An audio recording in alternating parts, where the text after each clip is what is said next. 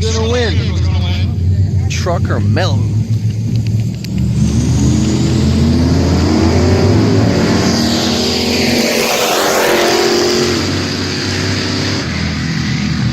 So close.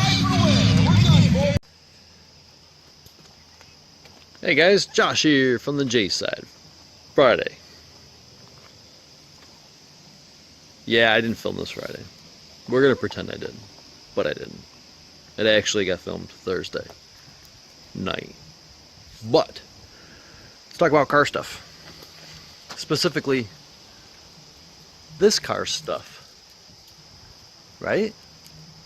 So anyway, a couple things to talk about. $10 carburetors that didn't work in another episode that never got aired because it was going to be interesting. Yeah, it was called Will It Run? And it didn't. I bought a carburetor for like, I think it was $10 if I remember right. Had a sticker on it. And the idea was to take a $10 yard sale Holly, put it on the Ranchero and see if it started. As soon as I put the battery to it and started cranking, that thing puked gas everywhere. So that episode got scratched. Didn't work, obviously. Carburetor went back on the shelf. After fighting the Holly HP double pumper monster, I decided to give that other carburetor a try. So I pulled it out. Wait, let's check a timeline here, because this isn't the order it went in. First things first, this.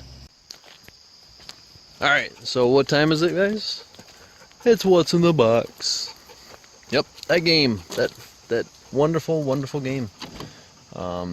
Today we're going to talk about what's in the truck. So, I will tell you first off, it's not really car related. Did some new stuff today.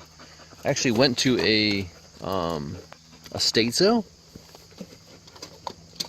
That's right. I had to seat belt it in there. Went to an estate sale and picked up a big, gigantic old wheelbarrow. I've never been to one of those things. It was actually kind of neat. You just go through people's random stuff and you buy things. Got a little wheelbarrow for like 10 bucks. Super old school, super deep. It's gonna work great. But I also stopped at another place with some kind of horse stable charity thing, and what they were doing was taking the proceeds and they were using them for something. So I bought something. Hang on a second, I'll be right back. Alright, I'm back. I had to move them. They're not very light. So I bought these.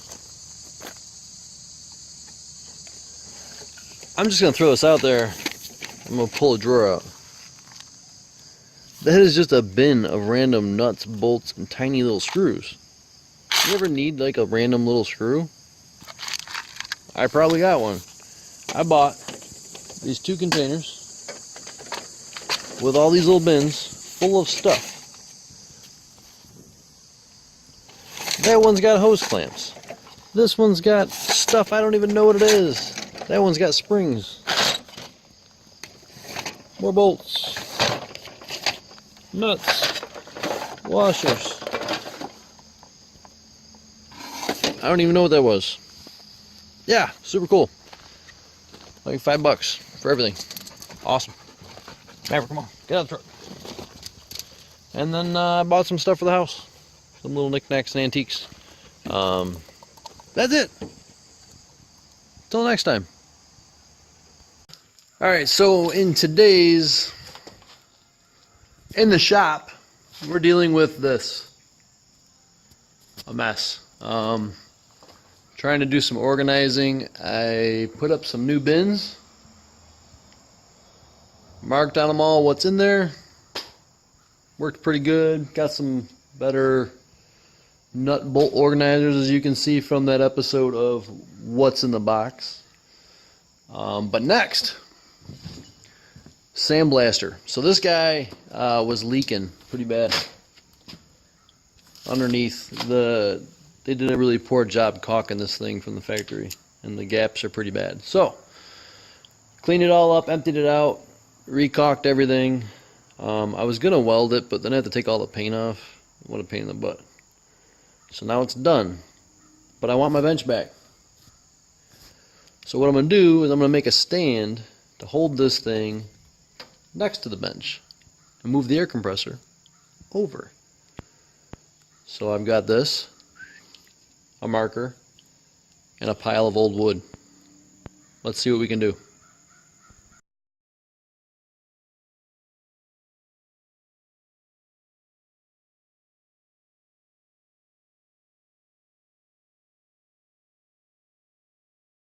Alright, we're going to call that project successful.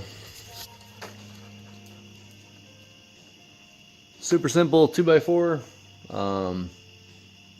I wired in a new plug. So I've got one to one breaker, one to another breaker, so I can run the air compressor and the tire machine separate. Started cleaning the bench off and organizing more tools. So once that was done, we were able to get use out of that bench that's had a sandblaster cabinet sitting on it for months. Cleaned it all off, was able to take that carburetor apart and dig through it, clean it out, get it all set. I think I have a small issue with main jets being too big, and I got a gas leak. Who would have guessed? But anyway, the fuel leak is coming from the accelerator pump, so not a whole lot I'm gonna do about it. Anyway, so sorry for that little hiccup. Senior Maverick the dog decided to chase some geese down the creek, and I had to go yell at him. He's a boy, what can you do? Anyway, back to carburetors. The carburetor leaks out of the accelerator pump, so I'm going to try to take that apart and see if I have a gasket to fit it. And if I do, awesome. If I don't, blah.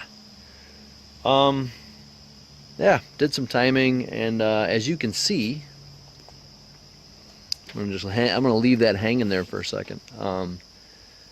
Dramatically better acceleration times with this carburetor on it, and the setup I got. Still has more to do. I've got a weird little off idle at like 50 miles an hour, so that's got to get fixed, because we're trying to take this and Chevelle Paul's car to a car show in Alcott, New York, which you'll see in next week's video, because that's awesome. Anyway, it's about an hour from here, so I'm gonna have to go through and check nuts and bolts, fluids. We're gonna try to see if we can make up something to get traction in the back, and basically, oh, I totally forgot that header collector notch that I made right there. See that fancy cutout work?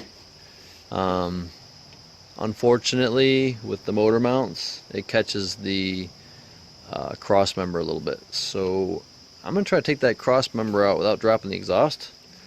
And did I mention that's why the car is in the air? That's why it's up a little bit. I gotta be able to put a floor jack under there to hold the tranny up, take that cross member out. We're just gonna cut that part of that flange off that's hitting, and that's the quickest way to handle this, and then put it back.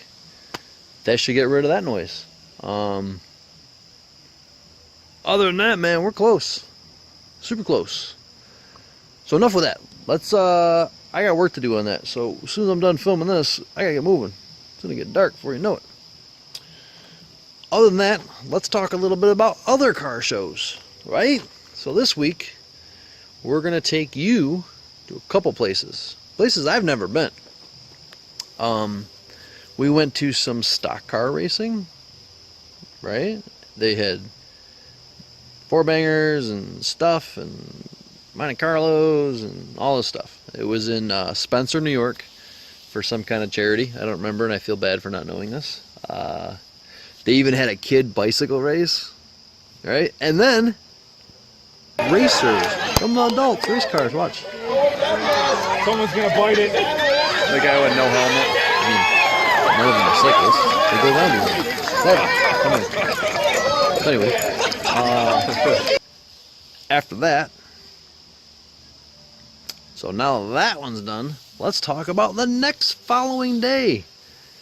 We drove to another town, the opposite direction, in, where were we? Perry, New York, to watch my friend's kid race.